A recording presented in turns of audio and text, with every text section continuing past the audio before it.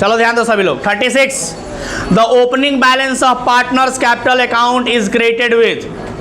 Partners capital account पढ़ाए थे ना जी, उसका ओपनिंग बैलेंस क्लोजिंग बैलेंस समझाए थे ना फंडामेंटल चैप्टर में। तो पार्टनर्स कैपिटल अकाउंट का ओपनिंग बैलेंस, कैपिटल अकाउंट का ओपनिंग बैलेंस बताओगे? क्रेडिट होता है, क्रेडिटेड पूछा है, क्रेडिट यानी पार्टनर्स कैपिटल अकाउंट के क्रेडिट में क्या क्या लिखते हैं? ऑप्शन नंबर ए, देखो उसका कंसेप्ट क्या था कि वो कोई भी आइटम जिसके वजह से पार्टनरों का कैपिटल बढ़ता है वो सब क्रेडिट में जाएगा, और वो कोई भी आइटम जिसकी वजह से पार्टनरों का कैपिटल घटता है वो डेबिट में जाएगा। तो देख लो क्या पूछा है, क्रेडिट पूछा है। कौन कौन से ऐसे आइटम है जो बढ़ाएंगे? इंटरेस्ट ऑन कैपिटल, कैपिटल को बढ़ाएगा तो क्रेडिट में दिखेगा। Option number B, interest on drawing, ये तो कैपिटल को घटाएगा, डेबिट में दिखेगा। ऑप्शन नंबर सी, ड्रॉइंग, ये भी घटाएगा, ये भी डेबिट में दिखेगा। शेयर इन लॉस, ये भी कैपिटल को घटाएगा, ये भी डेबिट में दिखेगा। मतलब क्रेडिट वाला सिर्फ एक आइटम था और वो था इंटरेस्ट ऑन कैपिटल। सो 36 का option number A is the correct answer. Done sir. आ जाइए जल्दी से 37 पे और देखिए ढेर सारा बार एग्जाम में पूछा हुआ है। Share of goodwill brought in cash by the new partner is called. Exam में कितनी बार पूछा है ना? 26 में भी आएगा। कहता है कि नया पार्टनर जब आता है गुडविल कैश में लेकर आता है उसको क्या कहते हैं? उसको क्या कहते हैं बाबू? ध्यान दो, प्रीमियम फॉर गुडविल कहते हैं। Option number C is the correct answer. Option number C is the correct answer. क्या चल रहा है? क्या चल रहा है? क्वेश्चन पे ध्यान दीजिए। 38 recording of an unrecorded liability. ध्यान देना बाबू, पढ़ाए थे क्या? रिवैल्यूएशन में पढ़ाए थे ना?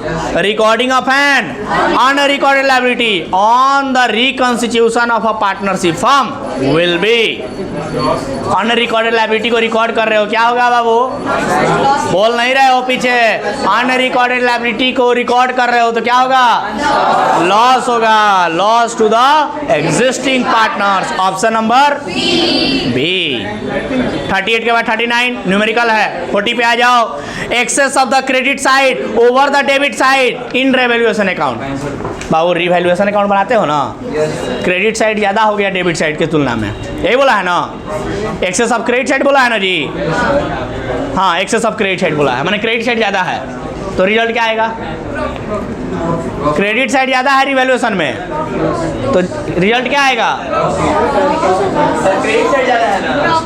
तो क्रेडिट साइड प्रॉफिट का साइड होता है भाई, इधर ज़्यादा है तो रिजल्ट क्या आया? प्रॉफिट आया। जा सर, प्रॉफिट बोले कि गेन बोले? क्या बोले? हम लोग क्या लिखते थे वहाँ पर जब बनाते थे रिवैल्यूएशन? तो वही बोलो। समझ में आ गया? Option number A is the correct answer. 41 the amount of goodwill, बातें नहीं। The amount of goodwill is paid by the new partner. क्यों भाई? नया पार्टनर गुडविल का पेमेंट क्यों करेगा? Option number A, for payment of capital, for sharing of profit, for purchase of asset, या none of this? For sharing of profit. समझ में आ रहा है क्या? प्रॉफिट में हिस्सा वो ले रहा है, इसलिए ना गुडविल लेके आ रहा है। कितनी बार क्वेश्चन में पढ़ाए होंगे, जितनी बार क्वेश्चन बनाए हम लोग उतनी बार यही चर्चा किए कि नया पार्टनर आ रहा है, इतना शेयर ले रहा है, उसके लिए वो प्रीमियम फॉर गुडविल आ रहा है। यही था ना सवाल? चलो बाबू, तो क्वेश्चन नंबर कौन सा था ये?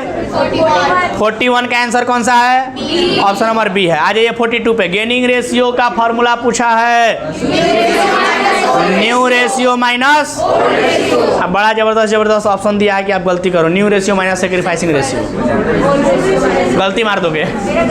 ध्यान से, क्या आंसर होगा?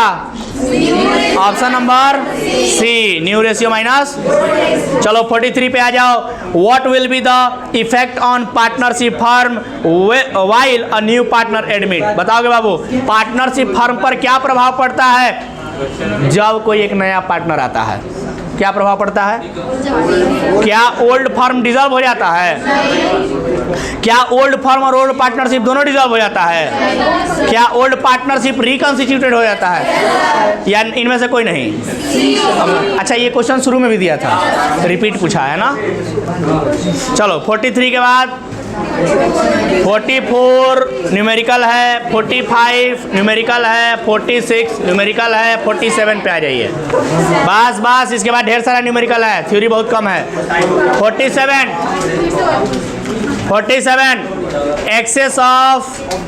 excess of the credit side over the debit side, ये भी रिपीट हो गया। अभी तो किए थे हम लोग कि रिवैल्यूएशन अकाउंट बनाएंगे, क्रेडिट साइड ज्यादा है डेबिट साइड से, तो रिजल्ट आएगा रिवैल्यूएशन का प्रॉफिट। ऑप्शन नंबर ए। देख रहे हो कितनी बार पूछा है? 15, 19, 20, 21, 26।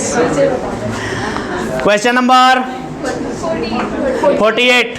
In the balance sheet prepare after admission of a new partner, asset and liability are recorded at। बताओगे बाबू कि अगर बैलेंस शीट बनाया जाता है दोबारा से, कब? जब नया पार्टनर आएगा उसके बाद से, ठीक है? तो जो बैलेंस शीट बनेगा, क्या वो बैलेंस शीट में जो फिगर्स दिखेंगे एसेट और लायबिलिटी का, वो क्या ओरिजिनल प्राइस पे दिखाएंगे, या रिवैल्यूड प्राइस पे दिखाएंगे, या रियलाइजेबल प्राइस पे, या करंट कॉस्ट प्राइस पे? तो मैंने बताया था कि बाबू जब भी रिकंस्टिट्यूशन होता है तब रिवैल्यूएशन अकाउंट बनाया जाता है, और जब रिवैल्यूएशन अकाउंट बनाया जाता है तो एसेट लायबिलिटी का वैल्यू बढ़ घट जाता है, यानी कि जो रिवैल्यूड वैल्यू होगा, न्यू वैल्यू होगा, उस वैल्यू पर दिखाया जाएगा बैलेंस शीट। ठीक है? तो आंसर क्या होना चाहिए? B is the correct answer.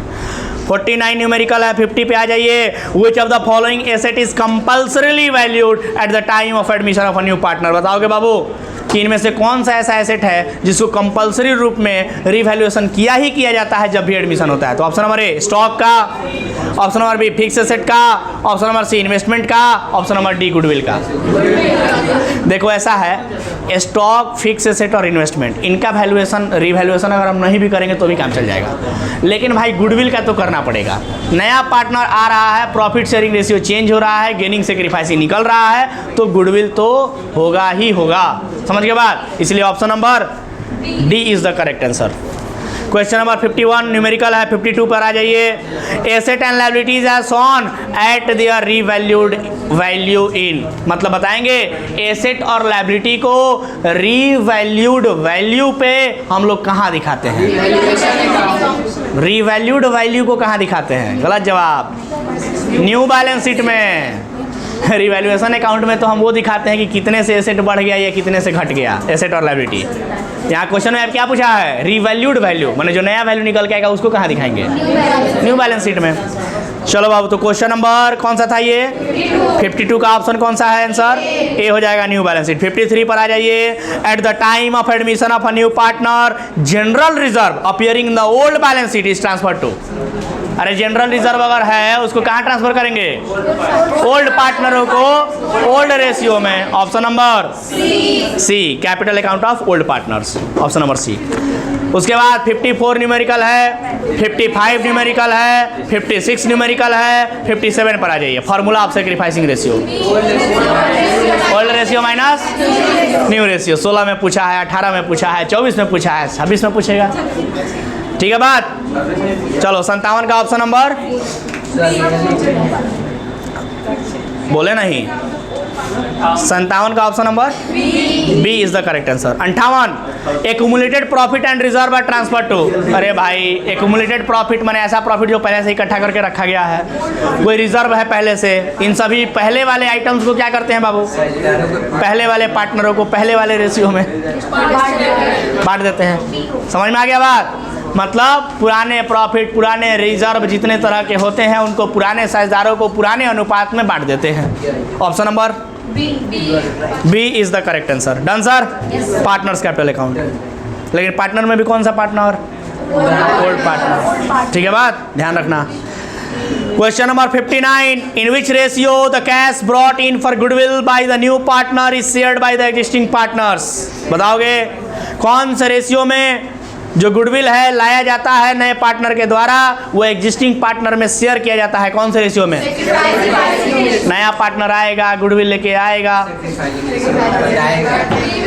हाँ, एग्जिस्टिंग पार्टनरों को बांटेंगे, लेकिन कौन से रेशियो में? सेक्रीफाइसिंग रेशियो में। ये कुछ वैसा वाला कहानी नहीं लग रहा है। शिकारी आएगा, दाना डालेगा, जाल बिछाएगा, जाल में फंसाना है। नया पार्टनर आएगा, गुडविल लेके आएगा, उस गुडविल को पुराने पार्टनरों में बांटेंगे, कौन से रेशियो में? सेक्रीफाइसिंग रेशियो में। ठीक है बात? चलो बाबू, तो क्वेश्चन नंबर कौन सा किए हैं अभी हम लोग? 59 का ऑप्शन कौन सा सही है? सी। 60 नंबर न्यूमेरिकल है, 61 नंबर न्यूमेरिकल है, 62 न्यूमेरिकल है। बस अब 63 पे आ जाइए, बस खत्म हो गया। 2 और क्वेश्चन है इसके बाद। Profit and loss and revaluation at the time of admission of partner is borne by. अरे भाई, कोई भी प्रॉफिट या लॉस होता है रिवैल्यूएशन में, प्रॉफिट हो चाहे लॉस हो, किसमें? रिवैल्यूएशन में। तो वो रिवैल्यूएशन का प्रॉफिट या लॉस का बंटवारा किसको होगा? आखिर जो नौका पार्टनर आ रहा है उसको भी, नौका पार्टनरवा को नहीं बांटना है। ठीक है बात? न्यू पार्टनर को हम लोग पुराने एसेट या पुराने लायबिलिटी के रिवैल्यूएशन से होने वाले प्रॉफिट या लॉस का बंटवारा नहीं करेंगे, सिर्फ और सिर्फ पुराने पार्टनरों को, वो भी पुराने अनुपात में करेंगे। ठीक है बात? बोलो ना जी। ऑप्शन नंबर कौन सा सही है?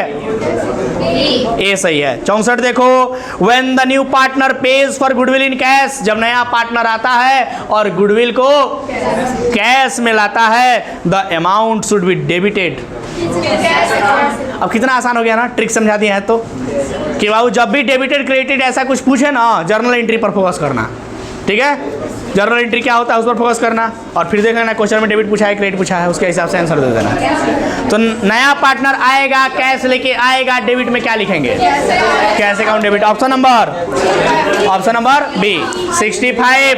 हाँ 65 न्यूमेरिकल क्वेश्चन है, और इसके साथ ही आप लोगों ने चैप्टर नंबर 5 का ऑब्जेक्टिव क्वेश्चन पूरी तरह से निपटा दिया। और अब हम लोग जो भी न्यूमेरिकल क्वेश्चन बचा है उस न्यूमेरिकल क्वेश्चन को अलग से कर लेंगे। ठीक है बात? तो इसके साथ ही ये चैप्टर हमारा खत्म होता है। अगले क्लास में नया चैप्टर शुरू करेंगे।